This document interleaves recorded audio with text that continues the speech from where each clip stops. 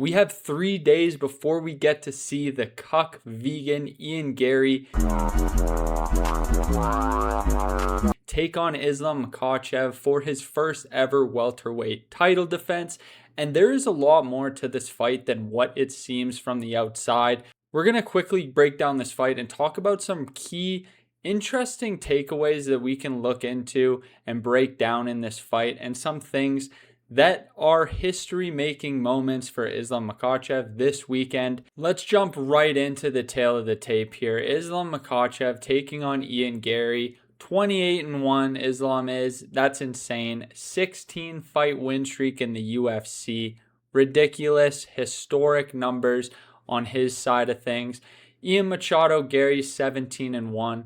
He's riding a 2-fight win streak, that being against Carlos Prates and Belal Muhammad. Before that, he lost to Shavkat Rakhmonov, which was a really close fight. And Rakhmonov, honestly, he might never return to the UFC again after what Ian did to those knees with those oblique kicks at range. He already had knee injuries. I'm not giving Ian Garry credit for destroying his career, but he definitely played a part in it. This is like the Temu version of Conor McGregor versus Khabib. Maybe a little bit better version of Usman Nurmagomedov versus Paul Hughes. That was over in PFL. But nonetheless, this is a Russia versus Ireland matchup. Islam is the smaller of the two opponents, coming in at 5'10", apparently, according to these UFC stats, where Ian Machado Garry's coming in at 6'3". I have seen some photos flowing around of their face-to-face, and it doesn't really seem like those numbers are accurate, especially on the side of Ian Garry, but angles can make things look different and weird.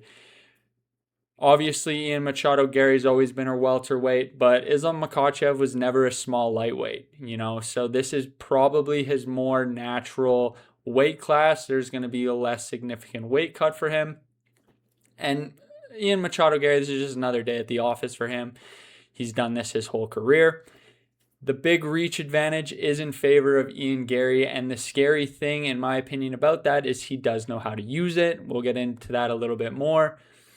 And, of course, there's a leg reach, which they include here for whatever reason, but frankly, who gives a shit? First things first, Islam wants to get this fight to the ground. Islam does not want to be on the feet with Ian Garry for a prolonged period of time, especially with how good Ian Machado Garry is at holding that range, keeping his opponents at bay, utilizing his jab, low kicks, body kicks, oblique kicks, and keeping his opponent away from him. Islam Makhachev is going to try to get into the hips and get Ian Garry to the ground. Simple as that. But it's not going to be easy. And the odds would make you believe that it is going to be easy. We're looking at Islam Makhachev being a minus 350 favorite and Ian Garry coming in at a plus 275 underdog. That is a huge favorite for Makhachev here. And I think to some extent, that is some pretty good money to bet on Ian Garry if that's what you want to do. If you want to be the guy who bets on the cuck vegan with a physique that is less than exciting, to say the least. Oh my God, there's just something about looking at him, hearing him talk. Dude, I hate this guy so much. I really do. But sorry, I'm getting fucking distracted. But God damn it. I can't stand this guy. I've never liked this guy. He never excited me. And I feel like most people kind of started feeling that way when he had that fight with Neil Magny, when he was saying all that shit about Neil Magny beating his kids, and there was this whole fucking dispute, and he was flipping him off, being a disrespectful cunt for no good reason. Anyway, nobody likes him, but he is a good fighter, and he does have to be respected in there for what he can do. His skill set is one that can be good to mitigate Islam's takedown pressure.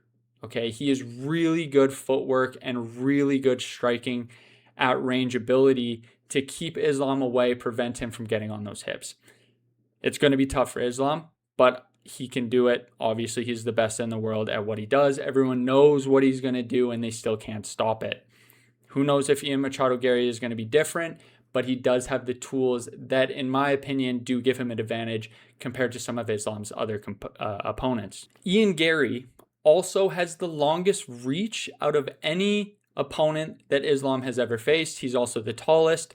The only person who had longer reach than Ian Garry that Islam faced was actually Dan Hooker. And we all know how that went. I mean, Dan Hooker's takedown defense is the worst. It is so bad. He could get taken down by someone blowing on him too hard. What? Bro, what are you talking about, man? Like, this dude has no ability to stay off of his back if he's against a grappler.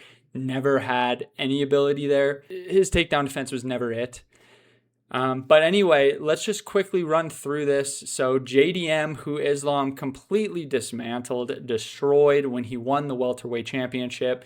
Rest in peace, JDM. He might never be the same after that Carlos Prates whooping. But JDM's 5'11", 73-inch reach. Okay, not too bad. Moicano's 5'11" as well. He had a 72-inch reach. Dustin Poirier, 5'9", 72-inch reach. Volkanovski, 5'6", 71.5-inch reach. Charles Oliveira, 5'10", 74-inch reach. Ian Garry, 6'3", 74.5-inch reach. And Dan Hooker was 6 foot with a 75.5 reach. So Islam is 5'10", 70.5-inch reach for Islam Makhachev. So Ian Garry is the largest reach that we have seen him face since Dan Hooker, and that is definitely a big part of this. How is he going to be able to fight through that jab, fight through those kicks? We'll see. You know, that's an exciting piece of this, where it's going to be interesting to see how effective Islam is at getting in close, clinching him, taking him down, and doing what he does. Okay? So there is a little bit of MMA math we can do here as well, okay? So they don't have any of the same opponents, which is interesting, but they do have some down the line type of deal, okay? So Islam Makhachev fought JDM. JDM fought Belal Muhammad when he won the belt, and Ian Garry also just fought Belal Muhammad. So what we can take from that, okay? Belal was 0 for 7 in takedown attempts against Ian Garry. 100% defense rate from Ian Garry in that Belal Muhammad fight. He was 3 for 9 against JDM. Okay, so he did have some success against JDM. That right there, you can kind of do some MMA math and make the assumption that, you know, Ian Garry is more than likely the better of the two fighters, JDM. Between him and JDM, he is the better of the two. Hey, guys, spread it out, man. Hey, spread it out, bro. In terms of takedown defense, okay? You can kind of make that assessment, make that assumption from that MMA math, okay?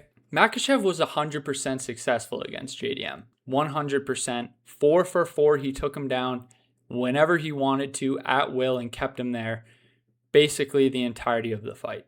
So yes, Belal didn't have success against JDM. Belal had no success against Ian Garry, but Makhachev had ease with JDM.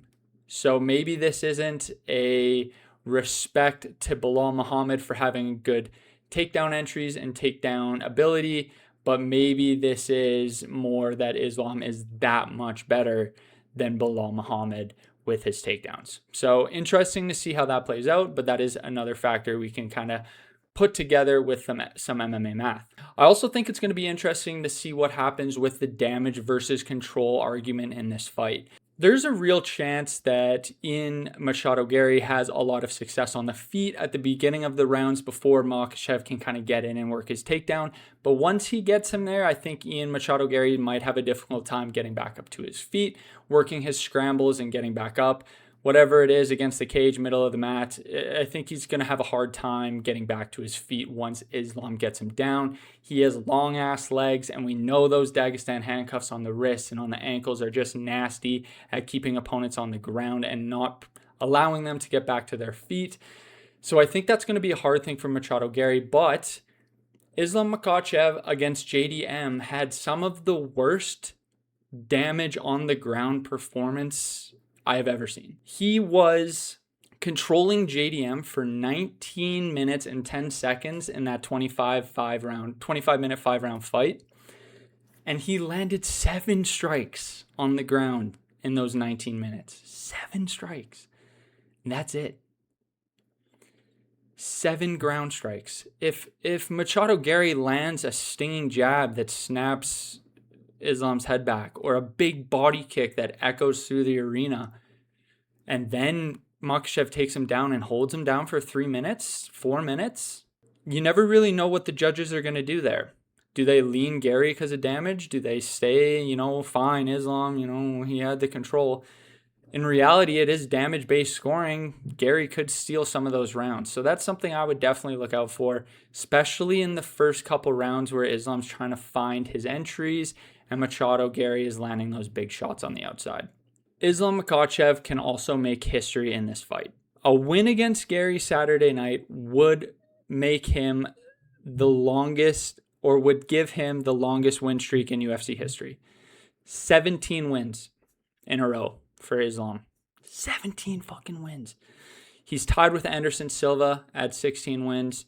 Kamaru Usman has 15 wins, almost tied to Silva. We saw what happened to him. Chinned by Leon Rocky Edwards in the last minute of the 5th round after he dominated all 5 rounds. I'm not saying that there's an Anderson Silva curse, but there could be. Okay? And there's that added pressure, just a little bit of an added pressure on becoming the lengthiest, winningest fighter in UFC history put on Islam. Can he do it? Is that going to be in the back of his mind? Is he going to be a little hesitant? Is he going to be thinking about shit? You never know, right? And there's another thing here as well. There's only been 5 fighters in UFC history that have ever successfully defended the belt in 2 different weight classes. We have Daniel Cormier, who defended light heavyweight and heavyweight. We have Amanda Nunes, who defended the bantamweight and featherweight belt. We have Henry Cejudo, who was the flyweight and bantamweight. We had John Jones, light heavyweight and heavyweight. No matter if you take that Stipe win as a defense, whatever. I won't talk anymore about it. And then we had Randy Couture, who also defended the light heavyweight belt and heavyweight belt. And so this would make Makhachev the 6th fighter in UFC history to successfully defend a UFC championship in 2 different weight classes. Okay? And that's crazy. That's huge. That puts him into, he's already in GOAT territory, but this excels him into the number 1 fighter of all time, in my opinion. This is what's on the line in this fight, and that's a lot of pressure. I mean, you're watching Embedded, I'm watching Embedded, we are watching Embedded, and he doesn't seem like he's that phased. I don't know, though. Who knows? It's nerve-wracking, but it's exciting. I'm very pumped for this. And the last thing I wanted to say here, which might be the most important thing going into this fight, and something that we need to consider, Ian Garry is a cuck vegan bitch, okay? A zesty cuck vegan bitch.